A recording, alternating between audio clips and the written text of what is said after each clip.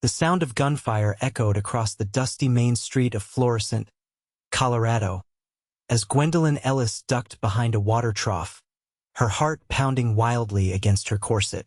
She'd been in town less than a day, and already she'd found herself caught in the middle of something that looked suspiciously like a shootout. This wasn't what she'd expected when she'd accepted the position of schoolteacher in this remote frontier town in 1876. But then again, nothing about the West had been what she'd expected so far. Boots crunched on gravel nearby, and Gwendolyn pressed herself harder against the rough wooden trough. The water inside sloshed as another shot rang out, splintering the wood mere inches from her head. She bit back a scream, clutching her reticule to her chest. "Miss, you best stay down," a deep voice called out, followed by the sound of returning gunfire. Gwendolyn risked a glance over the rim of the trough to see a tall man crouched behind a hitching post across the street, a revolver gripped confidently in his hand. His face was partially obscured by the wide brim of his hat, but she could make out a strong jawline covered with several days' worth of stubble. "I had no intention of standing up," she called back, immediately regretting drawing attention to herself as another bullet whizzed by. The stranger fired twice more, then suddenly broke from his cover, running in a crouch toward her position. He dove the last few feet, landing heavily beside her as dust billowed around them. "Thomas Jameson," he said by way of introduction, tipping his hat with his free hand while keeping his eyes trained on the saloon across the street where the shots originated. "Town Marshal, welcome to Florissant. Is this how you greet all new arrivals, Marshal Jameson?" Gwendolyn asked, trying to keep her voice steady despite her fear. His lips quirked into a brief smile. "Only the special ones, madam. You must be the new schoolteacher." Before she could respond, a bullet splintered the wooden trough just above them, sending water cascading down. Marshal Jameson instinctively threw himself over Gwendolyn, shielding her with his body as more shots rang out. "Stay here," he ordered, then sprang to his feet and darted across the street, firing as he ran. Gwendolyn watched in horror and fascination as the marshal kicked open the saloon door and disappeared inside. The gunfire continued for several heart-stopping moments before falling abruptly silent. The entire town seemed to hold its breath in the sudden quiet. Then Marshal Jameson emerged, dragging a man by the collar. The shooter's hands were bound behind his back, and blood trickled from a cut above his eye. The marshal handed his prisoner off to another man who had emerged from a nearby building, presumably a deputy. Only then did Gwendolyn notice the dark stain spreading across the marshal's left sleeve. "You're hurt," she called out, rising from her hiding place and hurrying across the street, her skirts gathered in her hands. Thomas Jameson glanced down at his arm with mild surprise. "It's just a scratch," he said dismissively, already turning his attention to the gathering townspeople. "Then let me see," Gwendolyn insisted, reaching for his arm. The marshal winced slightly as she pushed the torn fabric aside to reveal a deep gash where a bullet had grazed him. "A scratch? Marshal, this needs tending to immediately." "I've had worse, Miss Ellis." Gwendolyn looked up sharply. "How do you know my name?" "Small town," he replied with a shrug, then grimaced at the movement. "We've been expecting you for weeks. The children haven't had a teacher since Miss Holloway left to get married last spring." "Well," Gwendolyn said firmly, tearing a strip of fabric from her petticoat, "your children will continue to lack a teacher if their marshal bleeds to death from a scratch. Hold still." She wrapped the makeshift bandage around his arm, aware of the eyes of the townspeople upon them. Her cheeks burned, but she focused on the task at hand. Marshal Jameson remained silent, watching her with an unreadable expression. "There," she said finally, stepping back. "That will hold until you can see a proper doctor." "Thank you, Miss Ellis. Now allow me to escort you to your lodgings. Mrs. Parker is waiting for you, and I imagine this isn't the first impression of our town you were hoping for. Gwendolyn smoothed her skirts, trying to regain some semblance of dignity. No, it certainly was not. Is this a regular occurrence in Florissant, Marshal? No, madam. That was Billy Deacon. Been causing trouble since he came through last week. He won't be bothering anyone anymore. Thomas offered his uninjured arm. Your trunks arrived on yesterday's stage. They've been delivered to the boarding house. Gwendolyn hesitated only briefly before placing her hand on his arm. As they walked down the main street, she couldn't help but notice how the townspeople nodded respectfully to the marshal. Women whispered behind their hands, eyes darting curiously between her and Thomas. You're something of a hero here, aren't you, Marshal Jameson? She observed. He looked uncomfortable with the suggestion. Just doing my job, Miss Ellis. Florissant is a good town with good people. They deserve to feel safe. And do you? Feel safe, that is? Thomas glanced down at her, his blue eyes serious beneath the brim of his hat. Safety's a relative thing out here, Miss Ellis. But I sleep well enough most nights. They reached a neat two-story building with a small sign identifying it as Parker's boarding house. A plump, gray-haired woman stood on the porch, hands on her hips. Thomas Jameson, is that blood on your shirt? What have you gone and done now? She bustled down the steps, clucking like a mother hen. And you've got poor Miss Ellis caught up in it already. The poor dear's barely set foot in town. Mrs. Parker, Thomas said with a patient smile. Miss Ellis was quite capable of handling herself. In fact, she patched me up right there on the street. Mrs. Parker turned her attention to Gwendolyn, examining her from head to toe. Well, you look in one piece, dear. Come inside, and I'll show you to your room. You must be exhausted after your journey, and then to arrive in the middle of one of Thomas's shootouts. It wasn't my shootout, Mrs. Parker, Thomas protested, but the older woman was already ushering Gwendolyn inside. Thank you, Marshal, Gwendolyn called over her shoulder. For your protection today. He touched the brim of his hat. My pleasure, Miss Ellis. I hope the rest of your time in Florissant proves less eventful. As Mrs. Parker led her up the stairs, chattering about meals and bathing schedules, Gwendolyn found herself looking back at the marshal still standing in the doorway, tall and solid as an oak. Despite the danger she'd just faced, she felt a flutter of excitement about her new life in this wild place. Perhaps the West would be exactly what she needed after all. After settling into her room at Mrs. Parker's boarding house, Gwendolyn spent the next few days preparing for her first day of teaching. The schoolhouse was a simple one-room building at the edge of town, but it was well built and had been meticulously cleaned in preparation for her arrival. The school board chairman, Mr. Whitaker, proudly showed her the new slate boards and readers that had been ordered from Denver. Florissant may be small, he told her, but we value education highly, Miss Ellis. We expect you'll find our children eager to learn. Gwendolyn was arranging her desk on the afternoon before classes were to begin when the schoolhouse door opened, and Marshal Jameson stepped inside, removing his hat as he entered. She hadn't seen him since the day of her arrival, though she'd heard plenty about him from Mrs. Parker and the other boarders. Marshal, she said, straightening up, what brings you to the schoolhouse? Just checking to make sure everything's in order for tomorrow, he replied, glancing around the room. The previous teacher mentioned the lock on the window was loose. I wanted to make sure it had been fixed. That's very thoughtful, but Mr. Whitaker has seen to all the repairs, Gwendolyn said, watching as Thomas inspected the window anyway. How is your arm? He flexed it slightly. Good as new, thanks to Doc Wilson and your quick action. He turned to face her, and for the first time, she noticed how the afternoon sunlight caught in his eyes, turning them the color of a summer sky.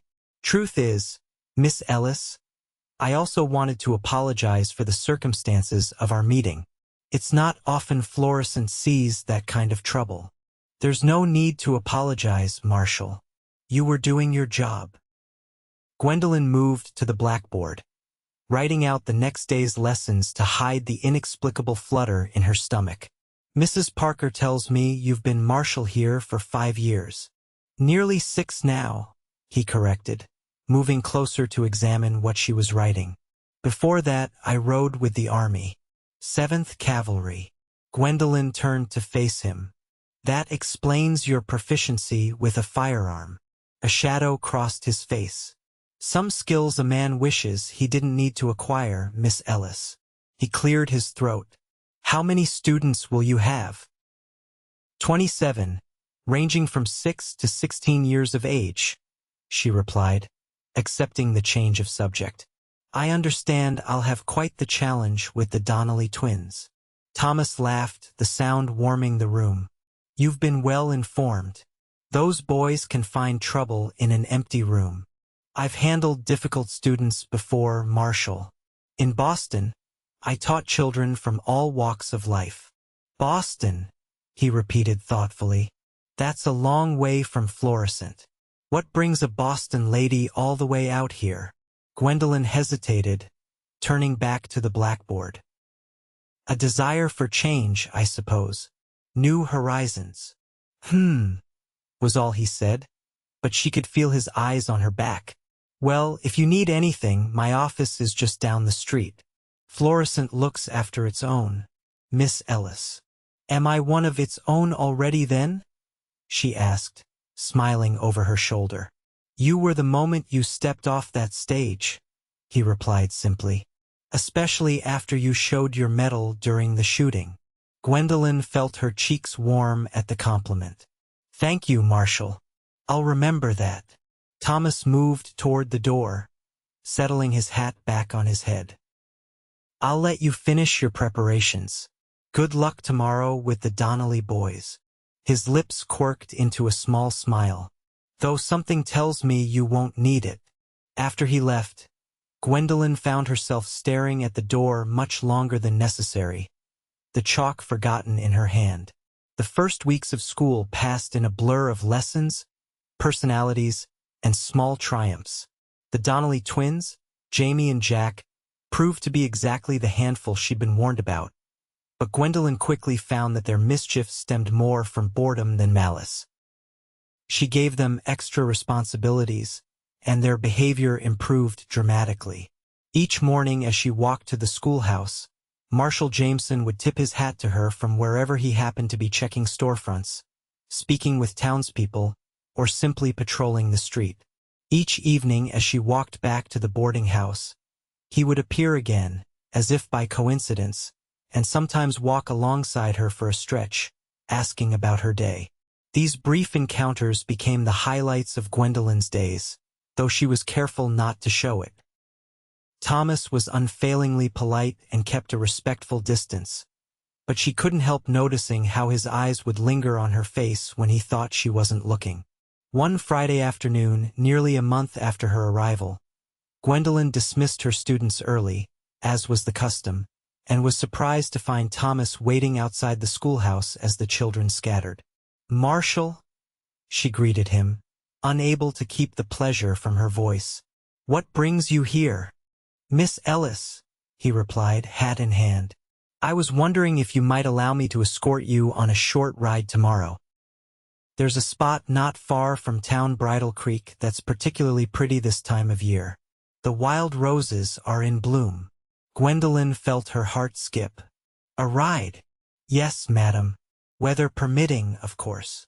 He looked uncharacteristically nervous.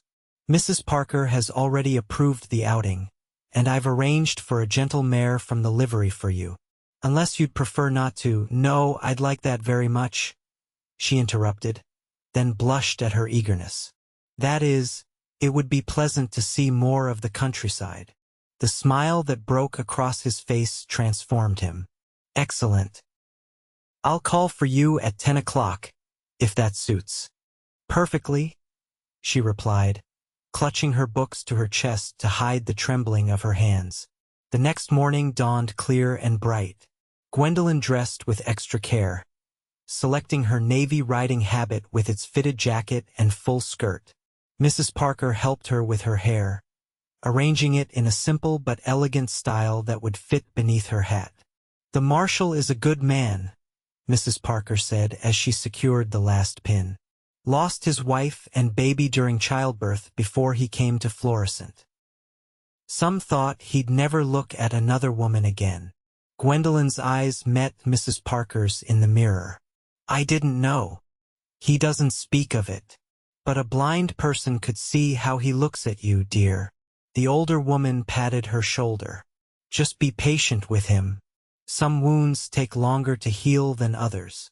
Thomas arrived precisely at 10, leading 2 horses, his own large bay gelding and a smaller dappled mare.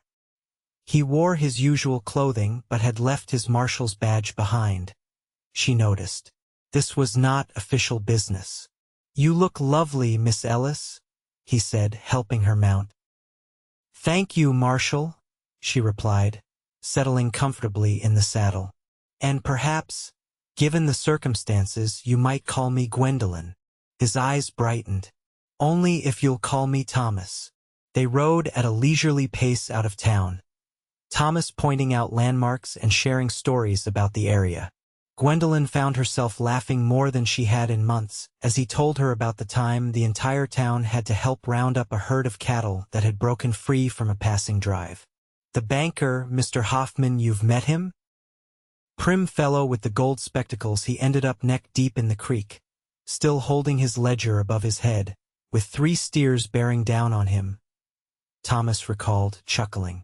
Never seen a man move so fast in a 3-piece suit. Bridle Creek turned out to be a picturesque spot where a clear stream wound through a small meadow dotted with wildflowers and surrounded by aspen trees. True to Thomas's word, wild roses grew in profusion along the banks. "It's beautiful," Gwendolyn breathed as they dismounted. Thomas spread a blanket beneath a tree and unpacked a picnic lunch that Mrs. Parker had prepared. "I discovered it my first month here," he said, handing her a plate. "I was tracking a mountain lion that had been taking calves from the Henderson ranch." He gestured toward the distant mountains. "Found the cat up there, but afterward, I stopped here to rest. Been coming back ever since when I need to think." "And what do you think about, Thomas?" Gwendolyn asked softly. He was quiet for a long moment, his eyes on the flowing water. "The past, the future, what might have been, what still could be." He turned to look at her directly. "Lately, I've been thinking a lot about second chances." The intensity in his gaze made her breath catch. "Second chances can be frightening," she said, "but also necessary. Is that why you came west, Gwendolyn? For a second chance?" His question was gentle, but she felt its weight. She looked down at her hands. "Yes, after my father died last year, there was nothing keeping me in Boston. My mother has been gone for many years, and I have no siblings." She took a deep breath. "And there was a situation, a man I thought I would marry. It didn't end well." Thomas nodded, not pressing for details. "I'm sorry. Don't be. It led me here." She smiled hesitantly. "And I'm finding I quite like here."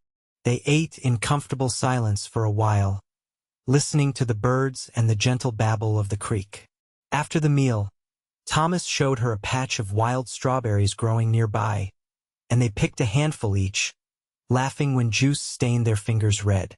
As the afternoon waned, they walked along the creek, talking easily about books they'd read, places they'd seen, and their hopes for Florissant's future. Thomas spoke passionately about wanting to establish a proper circuit judge to serve the growing communities in the area. "The law needs to be accessible to everyone, not just those who can afford to travel to Denver," he explained. "Justice delayed is often justice denied." "You care deeply about your work," Gwendolyn observed. "I believe in the law," he replied simply. "Not just enforcing it, but in what it represents when it's applied fairly. Order, Safety. He glanced at her. Mrs. Parker tells me you've been reading to some of the town's elderly residents in the evenings. Gwendolyn nodded. Mrs. Wilcox's eyes are failing, and Mr. Jenkins never learned to read. They enjoy the company as much as the stories, I think. That's kind of you. It's selfish, really, she admitted. I miss my father. He loved being read to in his final months. It makes me feel closer to him. Somehow. Thomas hesitated, then reached out and took her hand. I don't think that's selfish at all. His touch was warm and steady, his calloused palm a reminder of the hard work his hands performed daily. Gwendolyn felt her heart racing but didn't pull away. They stood like that for several moments, connected by that simple touch, the creek gurgling beside them. We should head back before it gets too late, Thomas said finally, his voice slightly rough. Mrs. Parker will worry. The ride back to town was quieter, but comfortably so. As they approached Florissant, Gwendolyn spotted a rider coming toward them at speed. Marshal! The man called out as he neared. There's trouble at the Sutter Ranch. Rustlers hit them last night, took half their herd and shot 2 hands. Thomas immediately straightened in his saddle, the relaxed man of the afternoon replaced by the alert lawman. Are the men alive? Barely. Doc Wilson's with them now. I'll gather a posse and head out right away. Thomas turned to Gwendolyn, regret clear in his eyes. I'm sorry to cut our day short. Of course, she said quickly. You must go. Johnson, escort Miss Ellis back to town. Then meet me at the office. Thomas fixed her with an intense look. Thank you for today, Gwendolyn. It meant more than I can say. Before she could respond, he wheeled his horse around and galloped toward town, dust rising in his wake. Deputy Johnson was a taciturn man who said little as they rode back to Florissant, but Gwendolyn hardly noticed. Her mind was filled with the events of the day. Thomas's smile, the feel of his hand holding hers, and the way he had looked at her before riding away. She knew that something significant had shifted between them, and the thought both thrilled and terrified her. Thomas and his posse were gone for 3 days. Gwendolyn threw herself into her teaching to distract from her worry, but each night she found herself standing at her bedroom window, looking out toward the road that led from town, hoping to see riders returning. On the evening of the 3rd day, as she was reading to elderly Mrs. Wilcox, hoofbeats sounded on the street outside. Gwendolyn tried to continue reading, but her voice faltered as shouts echoed through the town. They're back, Mrs. Wilcox's grandson announced, bursting through the door. Marshal Jameson got the rustlers, but Ben Taylor was shot. Gwendolyn closed the book, her heart racing. Is Marshal Jameson all right? She asked, trying to keep her voice steady. Don't know, madam. There was a lot of blood. They're taking everyone to Doc's office. Murmuring apologies to Mrs. Wilcox, Gwendolyn hurried outside. The street was filled with people rushing toward the doctor's house at the end of the main street. She followed, her skirts clutched in her hands. The doctor's front room was crowded with men, some injured, others simply exhausted. Gwendolyn scanned the faces anxiously, not seeing Thomas among them. He's in the back with Doc, Deputy Johnson told her, noticing her searching look. Took a bullet in the side. The room seemed to spin around her. Is he going to be all right? Marshal's tough as old leather, Johnson said, but his eyes betrayed his concern. They got 3 of us before we got them. The rustlers. For dead. 2 we're bringing back for trial. Johnson rubbed a hand over his face. Marshal insisted on that, even with a bullet in him. Said we're lawmen, not executioners. Gwendolyn sank into a chair, her legs suddenly too weak to support her. After what seemed like hours but was probably only minutes, the doctor emerged from the back room, wiping blood from his hands. He'll live, Doc Wilson announced to the room at large. Bullet went clean through his side. Missed anything vital. He's lost a fair amount of blood, but with rest, he'll make a full recovery. A cheer went up from the men, and Gwendolyn felt tears of relief spring to her eyes. "Can we see him, Doc?" someone asked. "He's sleeping now, and I want to keep it that way," the doctor replied firmly. "You can all go home and get some rest yourselves. There'll be time for reports and talk tomorrow." As the room began to clear, Gwendolyn approached the doctor. "Dr. Wilson, you'd be the schoolteacher," he interrupted, regarding her over his spectacles. "He was asking for you, in between cursing at me for probing his wound." "He was." The doctor's stern expression softened slightly. "You can go in for a minute. Just a minute, mind you. He needs rest more than company." She followed him to a small room at the back of the house where Thomas lay on a narrow bed, his face pale against the white sheets. His chest was bare except for bandages wrapped around his midsection, stained with blood on one side. "Thomas," she whispered, approaching the bed. His eyes fluttered open, focusing on her with effort. "Gwendolyn," he murmured, his voice rough. "You're here." "Of course I'm here." She took his hand, careful not to disturb the blankets covering him. "Did they tell you?" "We got them. All 6. I heard. Deputy Johnson says you insisted on bringing 2 back alive." He nodded slightly, wincing at the movement. "The law has to mean something, even out here." His eyes drifted closed, then opened again with visible effort. "I was thinking of you, out there, when it happened." Tears threatened again, and she blinked them back. "I was thinking of you too, every moment." A ghost of a smile touched his lips. "Good." His eyelids drooped as the laudanum the doctor had given him took effect. "Stay. Just a minute." "I'm not going anywhere," she promised, stroking his hand as he drifted into sleep. True to his prediction, Doc Wilson declared Thomas fit to return to light duties after 2 weeks of rest. During his convalescence, Gwendolyn visited daily, bringing books to read aloud or simply sitting with him while he recounted the events of the Rustler chase or asked about her students. By unspoken agreement, they avoided any discussion of their feelings or what had passed between them at Bridal Creek. It was as if they both knew that once those words were spoken, there would be no going back, and neither was quite ready to take that step. The town buzzed with gossip about their daily visits, but Gwendolyn found she didn't care. Mrs. Parker had taken to giving her knowing looks over breakfast, and even some of her students had begun asking innocent questions about Marshal Thomas. On the day Thomas returned to his duties, albeit with strict instructions from Doc Wilson not to overexert himself, Gwendolyn found a small bouquet of wildflowers on her desk at the schoolhouse. There was no note, but she knew who they were from. She arranged them in a jar of water and placed them prominently on her desk, smiling every time she glanced at them throughout the day. That evening, as she walked home from school, Thomas fell into step beside her, as he had done before the Rustler incident. "Thank you for the flowers," she said, not looking at him directly. "You're welcome," he replied. "I saw them on my morning ride and thought of you." They walked in silence for a few moments. "Gwendolyn," he began, just as she said, "Thomas."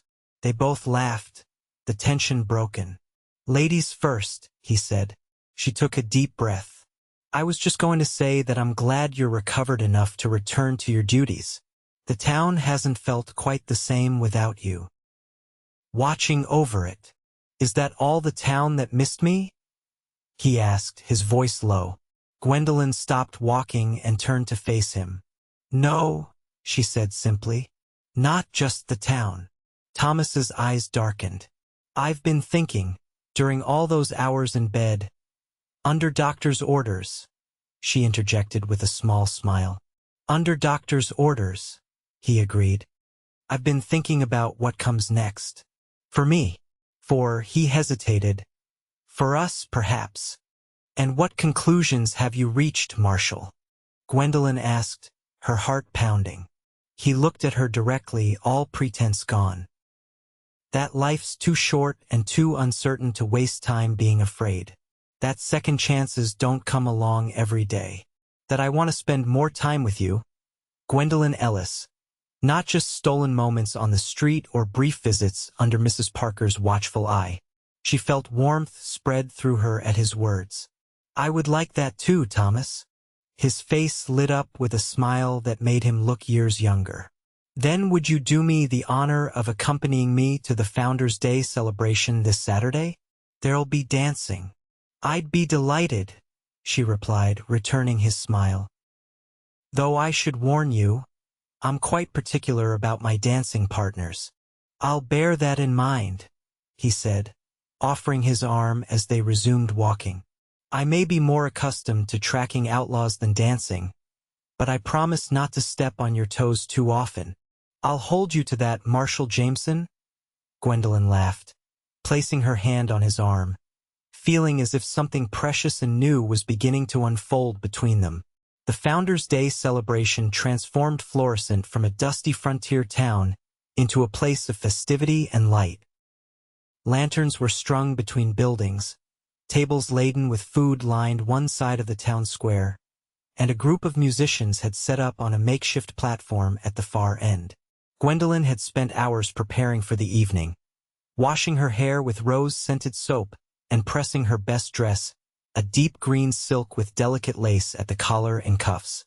Mrs. Parker had helped her style her hair in an elegant updo adorned with a single silk flower. You look absolutely lovely, dear, Mrs. Parker declared, stepping back to admire her handiwork. The marshal won't know what hit him. True to her prediction, when Thomas arrived to escort Gwendolyn to the celebration, he stopped short at the sight of her descending the stairs. He stood speechless, hat in hand, dressed in what was clearly his best suit, dark wool with a crisp white shirt and string tie. You're staring, Marshal, Gwendolyn teased gently when she reached the bottom of the stairs. He cleared his throat. You look beautiful, Gwendolyn. The simple, heartfelt compliment warmed her more than any flowery praise could have. Thank you. You're quite handsome yourself. He offered his arm with a smile. Shall we? The evening was everything Gwendolyn could have hoped for. They ate at a table with other townspeople, including the school board chairman and his wife, the bank manager, and Doc Wilson, all of whom seemed delighted by their marshal's obvious interest in the schoolteacher. When the dancing began, Thomas led Gwendolyn to the area cleared for dancers, his hand warm at the small of her back. I should warn you, he said as they took their positions for the first dance. I meant what I said about not being much of a dancer. Just follow my lead, she replied with a wink. Despite his protestations, Thomas proved to be a competent, if cautious, dance partner. What he lacked in formal training, he made up for in natural grace and attention to his partner. By the third dance, they had found their rhythm together, moving as one across the packed dirt floor. During a lively reel, Gwendolyn caught Mrs. Parker watching them, beaming like a proud mother. Several of Gwendolyn's students waved excitedly from the sidelines, and even the Donnelly twins seemed impressed to see their teacher and the marshal dancing together. As the evening wore on, the musicians began playing slower, more romantic tunes. Thomas held Gwendolyn closer, his hands spanning her waist as they swayed to the music. Are you enjoying yourself? He asked, his voice low near her ear. Very much, she replied, acutely aware of his nearness, the solid warmth of him. Are you? More than I have in years, he admitted. Though I'm not sure if it's the celebration or the company. Perhaps a bit of both? Perhaps, he agreed, but his eyes, fixed on hers, suggested it was far more the latter than the former. As the dance ended, Thomas didn't release her immediately. Instead, he leaned closer and whispered, Would you walk with me? There's something I'd like to show you. Curious? Gwendolyn nodded, and he led her away from the crowd, toward the edge of town. They walked in comfortable silence, the sounds of the celebration fading behind them. The night was clear, with a brilliant canopy of stars overhead and a nearly full moon casting silver light over the landscape. Thomas brought her to a small rise overlooking the town, where a single bench had been placed. From this vantage point, they could see the entire celebration laid out below them, the twinkling lanterns, the moving figures, the whole scene like a living painting. "It's beautiful," Gwendolyn breathed, taking in the view. "This is my favorite spot to look at Florissant," Thomas said, guiding her to the bench. "I come up here sometimes after my evening rounds. Helps me remember what I'm protecting." They sat side by side, close enough that their shoulders touched. For a long moment, neither spoke, content to watch the distant celebration and listen to the night sounds around them. "Gwendolyn," Thomas finally said, turning to face her, "there's something I need to tell you. Something about my past." She looked at him, seeing the seriousness in his expression. "Mrs. Parker mentioned that you were married before." He nodded slowly. "Yes, her name was Sarah. We were childhood sweethearts back in Missouri." His voice grew softer. "She died in childbirth along with our son 6 years ago. I couldn't stay there afterward with all the memories. That's when I headed west and eventually found my way to Florissant." Gwendolyn placed her hand over his where it rested on the bench between them. "I'm so sorry, Thomas. For a long time, I thought that part of my life was over. That I'd never," he paused, searching for words, "that I'd never feel that way about anyone again. Didn't want to, if I'm honest. Loving someone means risking losing them." "Yes," she agreed softly. "It does." His eyes met hers, vulnerable yet determined. "But then you arrived in Florissant, and from that first day, when you insisted on tending my scratch right there in the middle of the street, something changed. You changed something in me, Gwendolyn." Her heart was pounding so hard she was certain he must hear it. "Thomas, let me finish, please," he said gently. "I need to say this while I have the courage. I know it hasn't been long, and I know you came west partly to escape your own past. I don't want to rush you or pressure you in any way. But I also want to be honest about my feelings." He took a deep breath. "I'm falling in love with you, Gwendolyn Ellis. And it terrifies me and exhilarates me in equal measure." Tears pricked at Gwendolyn's eyes, but they were tears of joy. "Oh, Thomas," she whispered, "I'm falling in love with you too." The look of wonder that transformed his face was something Gwendolyn knew she would remember for the rest of her life. Slowly, giving her every opportunity to pull away, Thomas raised his hand to cup her cheek. His thumb brushed away a tear that had escaped. "May I kiss you?" he asked, his voice rough with emotion. In answer, Gwendolyn leaned forward, closing the distance between them. Their lips met in a kiss that was tentative at first, then deepening as they both surrendered to feelings that had been building for weeks. His arms slipped around her waist, drawing her closer, while her hands found their way to his shoulders, steady and strong beneath her touch. When they finally broke apart, both breathless, Thomas rested his forehead against hers. "I've wanted to do that since the day you bandaged my arm," he confessed with a small laugh. "I've wanted you to," she replied, smiling up at him. They stayed on the bench for a long time, talking softly, sharing kisses, and watching the celebration below gradually wind down. Thomas told her more about Sarah, about his time in the army, and about his hopes for Florissant's future. Gwendolyn spoke of her father's long illness, her broken engagement to a man who had proven false, and her decision to seek a new beginning in the West. "He was a fool to let you go," Thomas said when she told him about Andrew. The Boston businessman who had jilted her after her father's death revealed there would be no substantial inheritance. "Perhaps," she agreed, "but if he hadn't, I wouldn't be here now, with you." He kissed her again at that, a kiss filled with promise and tenderness. "I should get you back before Mrs. Parker sends out a search party," he murmured against her lips. "Just a few minutes more," Gwendolyn pleaded, nestling against his side. "It's so perfect here." Thomas wrapped his arm around her shoulders, holding her close. "A few minutes more," he agreed, pressing a kiss to the top of her head. As they sat together under the vast Colorado sky, Gwendolyn felt a sense of peace and rightness she hadn't experienced in years. Whatever the future held, in this moment, everything was exactly as it should be. The next few weeks passed in a whirlwind of happiness for Gwendolyn. She and Thomas settled into a new routine, with him escorting her to school each morning and walking her home each afternoon.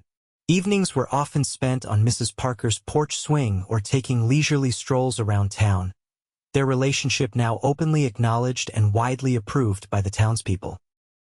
Thomas became a regular visitor at the schoolhouse, sometimes bringing lunch for them to share or simply stopping by to assist with tasks that needed a taller person's reach or stronger hands. The children adored having the marshal in their classroom, especially when he could be persuaded to tell stories of his army days or explain how the law worked in the Colorado Territory. "You're good with them?" Gwendolyn observed one afternoon as they watched the children playing in the schoolyard during lunch recess. "Have you ever thought about having a family again?"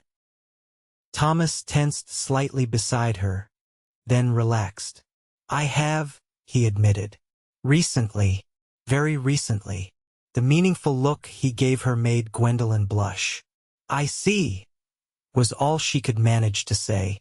In mid-October, tragedy struck Florissant when fire broke out in the dry goods store during the night. Thomas led the bucket brigade, organizing the townspeople into an efficient firefighting force. They managed to save the adjacent buildings, but the store itself was a total loss, and its owner, Mr. Peterson, suffered severe burns trying to rescue his ledgers. Gwendolyn spent the night tending to the injured alongside Doc Wilson, applying salves to burns and bandaging cuts from broken glass. When dawn broke, she found Thomas sitting exhausted on the steps of the marshal's office, his face streaked with soot, his clothes singed in places. "You need rest," she told him, sitting beside him and offering a cup of coffee she had brought from the makeshift aid station they'd set up. "Too much to do," he replied, though he accepted the coffee gratefully. "Need to organize crews to clear the debris, check the other buildings for damage, send a telegram to Denver for supplies." Gwendolyn placed a hand on his arm. "All of which can wait an hour while you catch your breath, Marshal Jameson." Her tone brooked no argument. "You'll be no use to anyone if you collapse from exhaustion." He gave her a tired smile. "Yes, madam." After a moment, he added, "You were amazing last night. Doc says Mr. Peterson wouldn't have made it without your quick thinking, cooling those burns. It was nothing special, just knowledge any schoolteacher would have." "It was special to Peterson and his family," Thomas insisted. "And to me." He covered her hand with his. "I'm proud of you, Gwendolyn."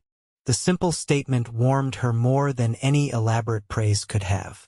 They sat in comfortable silence for a few minutes, watching as the town began to stir with the new day, people emerging to assess the damage in daylight.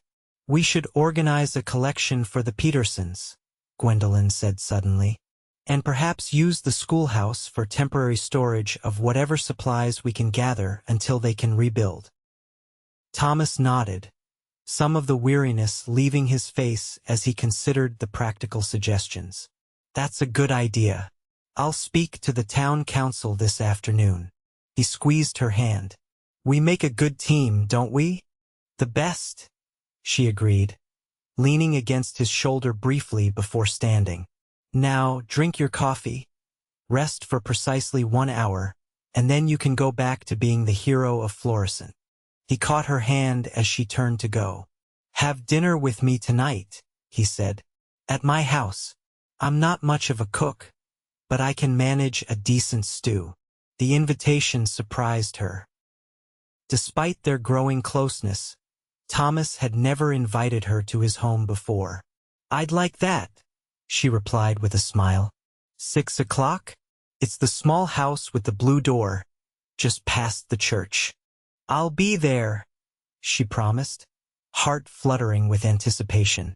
Thomas's house turned out to be a neat, modest cabin with a small porch and, true to his description, a blue-painted door.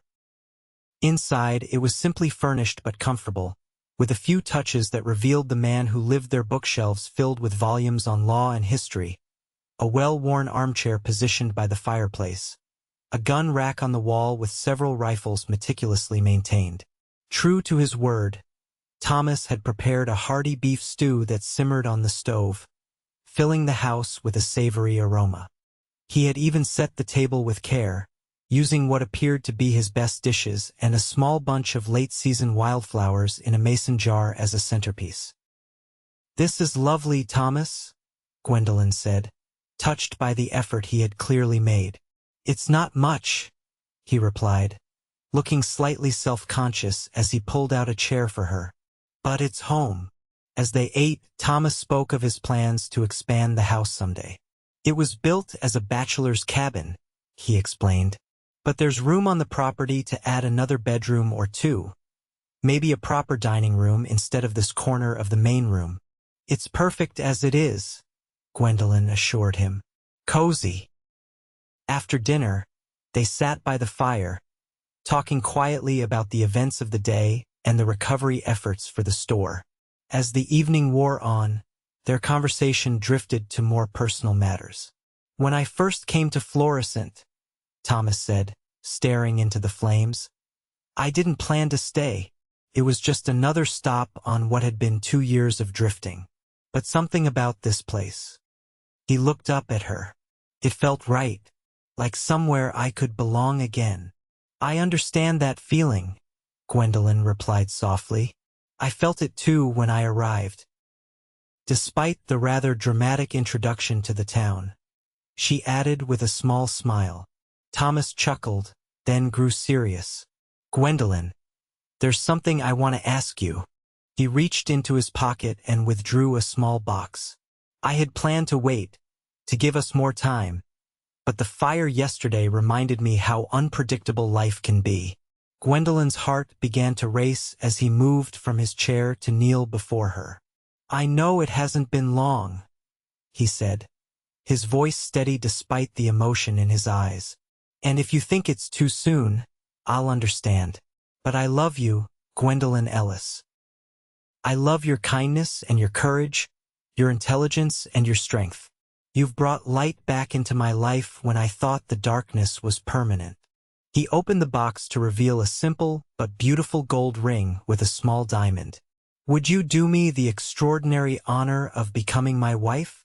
Tears filled Gwendolyn's eyes as she looked at the man kneeling before her, this good, brave man who had captured her heart so completely in such a short time. "Yes," she whispered, then more strongly, "Yes, Thomas, I would be honored to be your wife." His face transformed with joy as he slipped the ring onto her finger.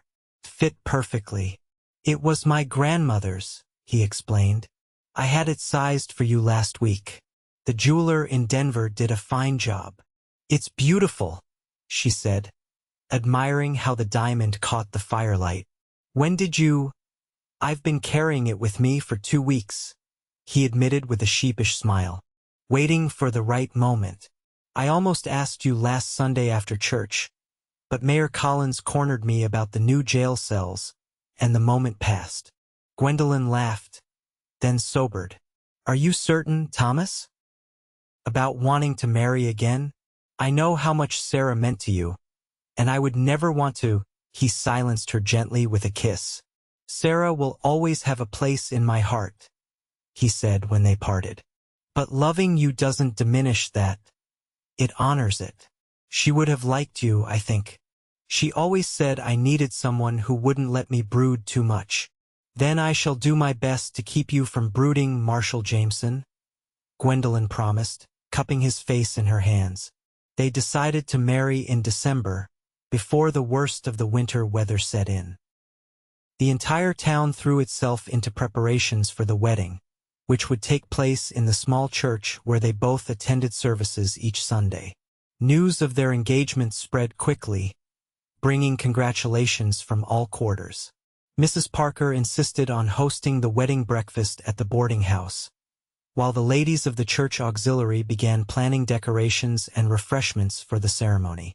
Gwendolyn's students were perhaps the most excited of all. The older girls sighed romantically whenever Thomas visited the school, while the boys peppered him with questions about whether he would still be the marshal after he was married. "Of course I will," Thomas assured them, "though I might spend less time at the office in the evenings." The weeks leading up to the wedding passed in a blur of preparations and everyday work. Gwendolyn ordered a wedding dress from Denver, a confection of ivory silk and lace that arrived just 2 weeks before the ceremony. Thomas, meanwhile, had a new suit made by Florissant's tailor, Mr. Schmidt. No badge on the wedding day, he promised Gwendolyn when she teased him about wearing his marshal's star to the ceremony. "Deputy Johnson is taking over all duties for 3 full days." "3 days?" she asked, surprised. Thomas smiled mysteriously. "I've arranged a short wedding trip. Nothing elaborate, the weather won't allow for much travel, but I've secured the use of a cabin at Rainbow Falls, about 20 miles from here. It belongs to a friend from my army days who uses it as a hunting lodge." Gwendolyn blushed, understanding the implication. They would have privacy for their first days as husband and wife, away from the well-meaning but ever-present eyes of the townspeople. The day before the wedding, an unexpected snowstorm blew in, coating Florissant in a blanket of white. Gwendolyn watched from her window at the boarding house as snowflakes swirled in the street below, worried that the weather might force them to postpone the ceremony. A knock at her door interrupted her worried thoughts. Mrs. Parker entered, carrying a steaming mug of tea. "Don't you fret about the snow," the older woman said, handing Gwendolyn the mug. "It's a good omen, they say, to have snow on your wedding day. Means a fresh, clean start." "Thank you, Mrs. Parker, for everything." Gwendolyn impulsively hugged the landlady who had become like a mother to her. "I'll miss living here." "Pish-posh," Mrs. Parker said, though her eyes were suspiciously bright. "You'll just be down the street, and I expect regular visits, mind you. That husband of yours can spare you for tea now and then."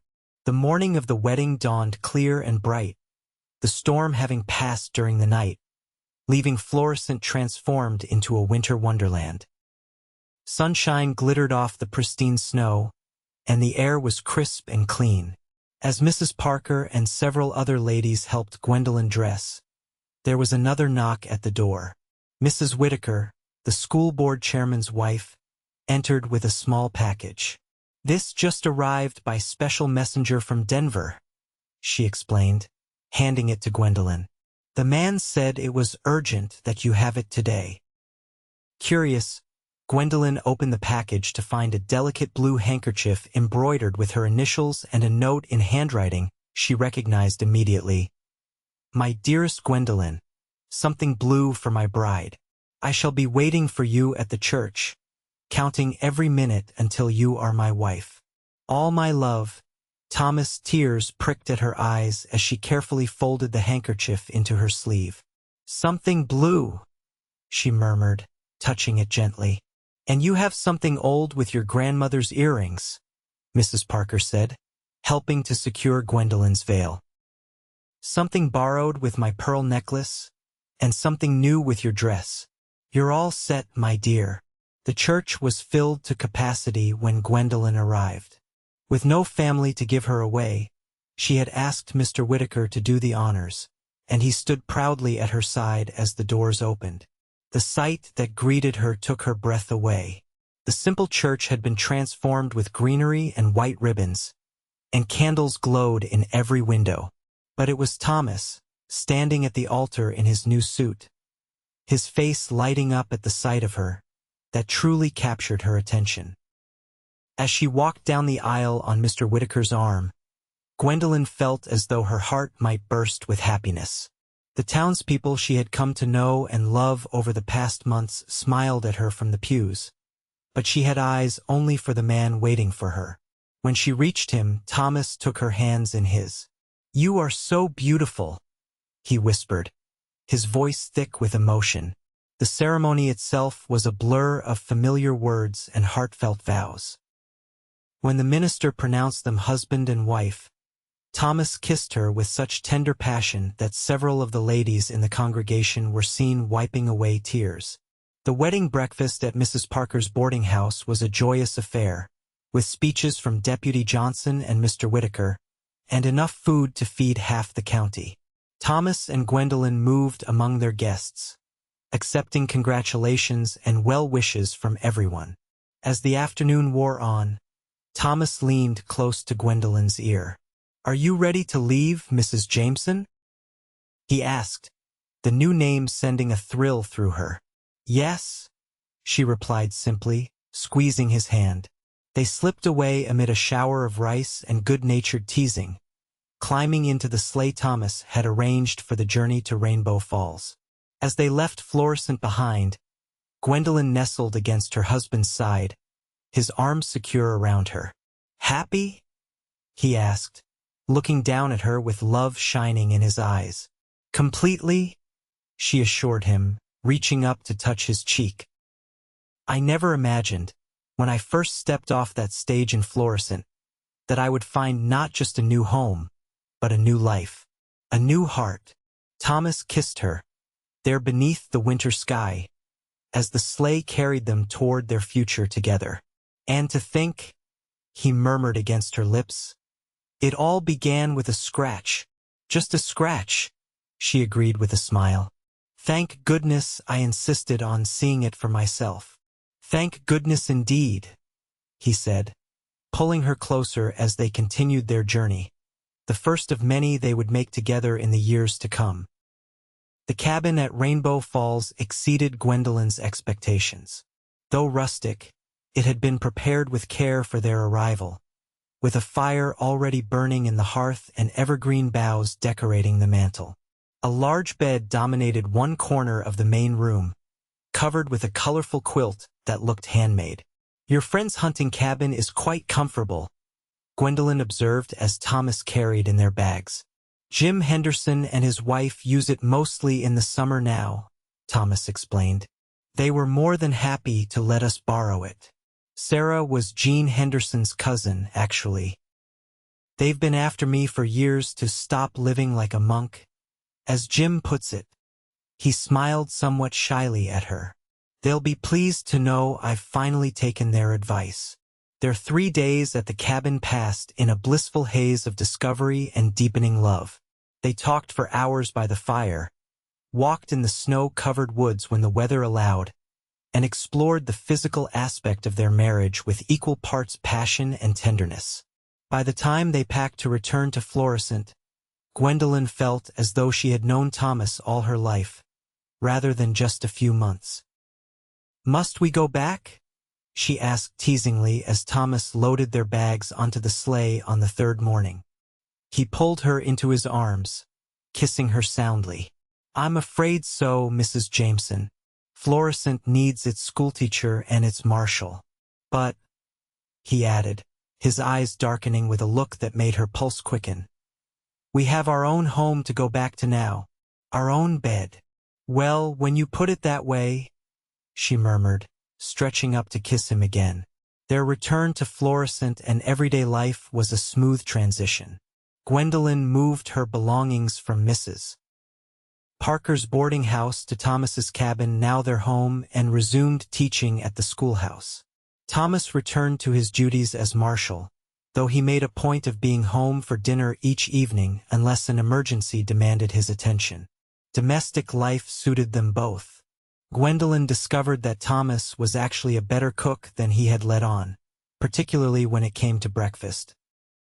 She, in turn, proved to have a knack for organizing their small home efficiently and creating touches that made it truly theirs. Curtains she sewed herself, a braided rug for the sitting area, flowers or greenery on the table depending on the season.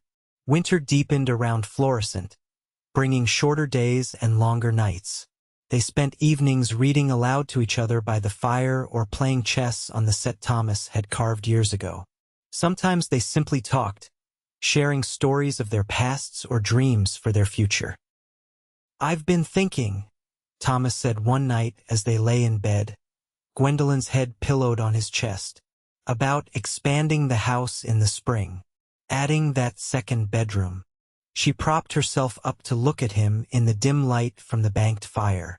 "Oh," he traced her cheek with gentle fingers. "I thought it might be good to have the space. For the future. For a family, perhaps." Gwendolyn caught his hand and pressed a kiss to his palm. "I'd like that, Thomas. Very much." His answering smile was tender. "So would I. I never thought I'd have this chance again to build a family. A life with someone I love. You've given me that, Gwendolyn." "We've given it to each other," she corrected softly, settling back against him. As winter gave way to spring, Gwendolyn began to suspect that their plans for a family might need to be expedited. Her monthly courses were late, and she found herself unusually tired in the afternoons. After a week of uncertainty, she paid a discreet visit to Doc Wilson. "Congratulations, Mrs. Jameson," the doctor confirmed after examining her. "I'd say you're about 6 weeks along. The baby should arrive in late October or early November." Gwendolyn walked home in a daze of happiness and nervous anticipation. How would Thomas react? Would the memories of his first wife's tragic childbirth overshadow this news? She decided to prepare his favorite meal, beef stew with dumplings, and tell him over dinner. All afternoon as she taught her students, her mind kept wandering to the evening ahead, imagining Thomas's reaction. When he arrived home, precisely at 6 as always, he immediately noticed something was different. "You're practically glowing," he said, hanging his hat on the hook by the door. "Good day at school?" "A very good day," she replied, suddenly shy. "Wash up for dinner. I've made your favorite." Thomas raised an eyebrow at the special meal but didn't comment, merely kissing her on his way to the washstand. As they ate, Gwendolyn found herself unusually quiet, searching for the right words. "All right," Thomas said finally, setting down his spoon. "Something's on your mind. Out with it, Gwendolyn. You know you can tell me anything." She took a deep breath. "I saw Doc Wilson today." Instantly, Thomas was alert, concern etching his features. "Are you unwell? Why didn't you tell me you were seeing the doctor?" "I'm not unwell," she hastened to assure him. "Quite the opposite, in fact." She reached across the table to take his hand. "Thomas, I'm going to have a baby. Our baby. In the fall." For a long moment he sat perfectly still, his expression unreadable. Then, to Gwendolyn's surprise, tears filled his eyes. "A baby," he repeated, his voice barely audible. "We're going to have a baby." "Yes," she confirmed, watching him anxiously. Are you happy about it?" In answer, Thomas stood and came around the table, pulling her to her feet and into his embrace. "Happy doesn't begin to describe it," he said, his voice rough with emotion. "Oh, Gwendolyn, a child. Our child." He pulled back to look at her, his hands coming to rest gently on her still flat stomach. "Are you feeling well? No sickness or discomfort? Just a little tired in the afternoons," she assured him. "Doc Wilson says that's perfectly normal." Thomas nodded, but she could see a shadow of fear behind his joy. "Sarah was so ill almost from the beginning," he said quietly. "Doc says you'll need to be careful, to rest when you need to." "He says I'm in excellent health," Gwendolyn told him, placing her hands over his. "And he'll be checking on me regularly." "Thomas, I know you're worried because of what happened before, but this is a different time, a different situation." "I know," he said, bringing her hands to his lips. "And I trust Doc Wilson." I couldn't bear to lose you, Gwendolyn. Either of you. You won't, she promised, though they both knew it was a promise no one could truly make. We're going to be a family, the three of us. Slowly, Thomas's smile returned, brighter than before. A family, he repeated, wonder in his voice. I suppose we'd better get started on that second bedroom right away. Spring in Florissant brought renewed activity after the quiet winter months. Thomas began work on the addition to their home, enlisting help from several of the townsmen on weekends. Gwendolyn continued teaching, though she informed the school board that she would need a replacement by October. We'll be sorry to lose you, Mrs. Jameson, Mr. Whitaker told her. The children have flourished under your guidance. It's just temporary, Gwendolyn assured him. I intend to return after the baby is a few months old, if the board is amenable. The addition to the house progressed rapidly. By June, the frame was complete, and by July, they had not one but two new rooms, a proper bedroom for themselves and a smaller room for the baby. It's perfect, Thomas, Gwendolyn said as they stood in the newly completed nursery. She was now visibly pregnant, her belly a firm round curve beneath her summer dresses. Not quite perfect yet, he replied with a mysterious smile. Wait here. He disappeared and returned moments later with Deputy Johnson, both of them carrying something large wrapped in a quilt. They set it carefully in the corner of the nursery and removed the covering to reveal a beautifully crafted cradle. Thomas, Gwendolyn gasped, moving forward to run her hand over the smooth wood. Did you make this? With some help from Johnson here, who's surprisingly handy with a lathe, Thomas admitted, clapping the deputy on the shoulder. Do you like it?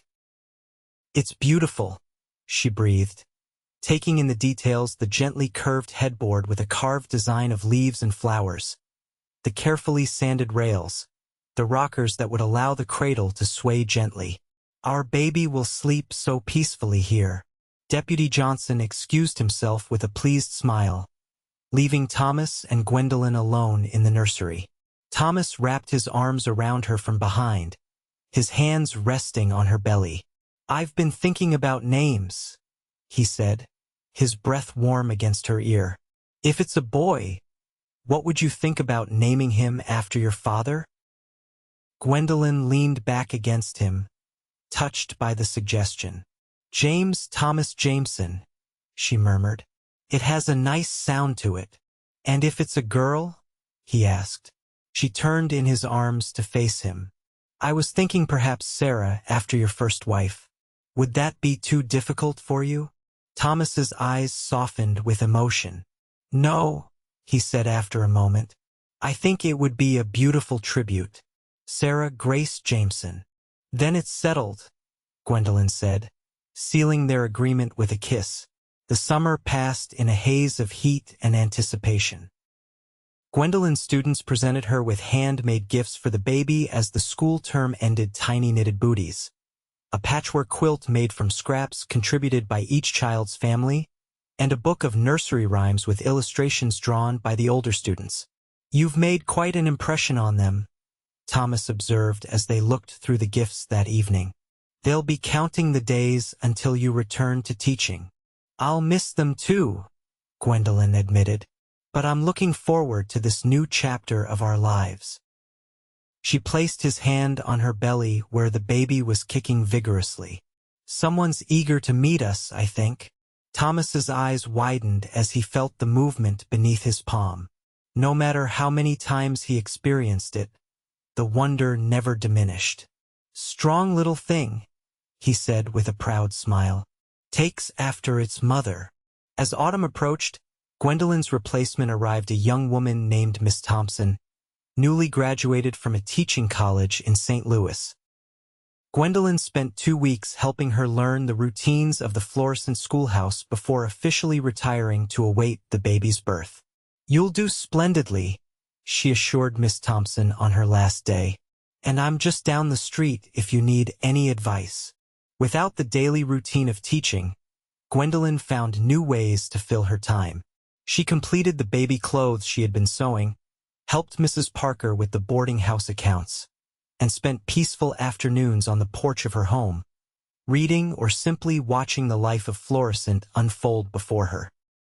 Thomas became increasingly attentive as her time grew near, rushing home at midday to check on her and enlisting Mrs. Parker and other ladies of the town to keep an eye on Gwendolyn when he couldn't be there himself. "You're hovering, Marshal Jameson," Gwendolyn teased him one evening as he insisted on bringing her a footstool she hadn't asked for. "Guilty as charged, Mrs. Jameson," he admitted with a sheepish smile. "I can't help it. I want to make sure you have everything you need." "What I need," she said, pulling him down for a kiss, "is for you to relax. Doc Wilson says everything is progressing perfectly normally. The baby and I are both healthy." Thomas nodded, but she could see the worry that never quite left his eyes these days. He had confided in her that he had nightmares, sometimes dreams, where he lost her the way he had lost Sarah. Gwendolyn didn't know how to banish his fears except by continuing to be well and strong, and by reminding him of Doc Wilson's confidence in her uncomplicated pregnancy. On the morning of October 18, 1877, Gwendolyn woke to a dull ache in her lower back. She thought little of it at first. Backaches had been common in recent weeks as the baby grew heavier. But as the morning progressed, the pain began to come in waves, and she realized that her time had come. Thomas had already left for his morning rounds, so Gwendolyn sent young Jamie Donnelly, who happened to be passing by, to fetch Mrs. Parker. The landlady arrived promptly, assessed the situation with experienced eyes, and dispatched Jamie again, this time to find both the marshal and Doc Wilson. "No need to rush, Mrs. Parker," assured Gwendolyn as she helped her change into a fresh nightgown. "First babies often take their time, but best to have everyone here and ready." Thomas burst through the door less than 10 minutes later, hat in hand and fear etched on his face. "Gwendolyn," he breathed, rushing to her side. "Are you all right? Is it time?" "I'm fine," she assured him, gripping his hand as another pain washed over her. "Just the beginning stages, Mrs. Parker says." Doc Wilson arrived soon after, shooing Thomas out of the bedroom so he could examine Gwendolyn. "Everything looks to be progressing normally," he announced when he emerged. "But it will be several hours yet. First babies rarely rush into the world." The doctor proved correct. The day wore on, with Gwendolyn alternating between walking slowly around the house, supported by Thomas or Mrs. Parker, and resting on the bed. Thomas remained by her side throughout, his face pale but determined as he helped her through each contraction, wiping her brow and murmuring encouragement.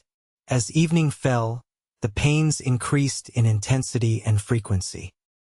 Doc Wilson, who had left briefly to attend to another patient, returned and declared that the time was near. "You'll need to wait outside now, Marshal," he said firmly when Thomas protested, leaving Gwendolyn. "Mrs. Parker and I will take good care of your wife and child." Thomas bent to kiss Gwendolyn's forehead. "I love you," he whispered. "Both of you."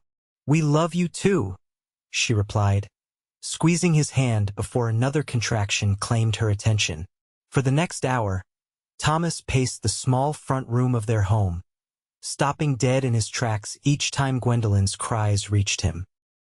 Deputy Johnson arrived with coffee and moral support, sitting quietly while Thomas wore a path in the floorboards. Finally, a new sound pierced the night, the thin, indignant wail of a newborn. Thomas froze, his heart pounding, as Doc Wilson appeared in the doorway, a broad smile on his face. "Congratulations, Marshal," the doctor said. "You have a healthy daughter, and your wife is doing just fine." The relief that flooded through Thomas was so intense that for a moment he couldn't speak or move. Then he was rushing past the doctor into the bedroom, where Mrs. Parker was just finishing wrapping a tiny bundle in a soft blanket. Gwendolyn lay against the pillows, her face flushed and damp with perspiration but radiant with joy. "Thomas," she said, reaching for him. "Come meet Sarah Grace." With trembling hands, Thomas accepted the small bundle Mrs. Parker handed him. Looking down at his daughter's tiny face, with its button nose and rosebud mouth, he felt his heart expand with a love so powerful it nearly brought him to his knees. "She's perfect," he whispered, carefully sitting on the edge of the bed beside Gwendolyn. "Just like her mother." He looked up, tears streaming unashamedly down his face. "Thank you. For our daughter. For everything." Gwendolyn reached out to touch his cheek. "We did this together," she reminded him softly. Thomas nodded, returning his gaze to the miracle in his arms. Little Sarah Grace had opened her eyes dark blue, like most newborns, but Thomas was certain they would eventually turn the same rich brown as Gwendolyn's. "Welcome to the world, Sarah Grace Jameson," he murmured, placing a gentle kiss on his daughter's forehead. "You are so very loved." As he passed the baby back to Gwendolyn and watched his wife cradle their child, Thomas felt a profound sense of completion. The circle that had been broken with his first wife's death had somehow been made whole again, not replacing what was lost but creating something new and equally precious. "I have a feeling," Gwendolyn said, looking up at him with a tired smile, "that this is just the beginning of our story, Marshal Jameson." Thomas leaned forward to kiss her, pouring all his love and gratitude into the gentle gesture. "The beginning of the best chapter yet, Mrs. Jameson," he agreed. "The very best chapter yet." And so it proved to be. Sarah Grace grew into a strong, curious child with her mother's brown eyes and her father's stubborn determination. 2 years later, she was joined by a brother, James Thomas, whom everyone called JT.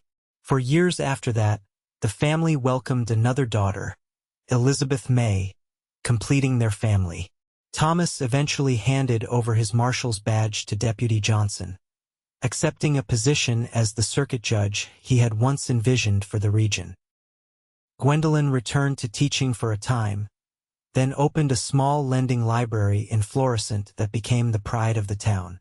Together, they watched Florissant grow from a frontier settlement into a proper town with a train station, a bank, and eventually even electric lights.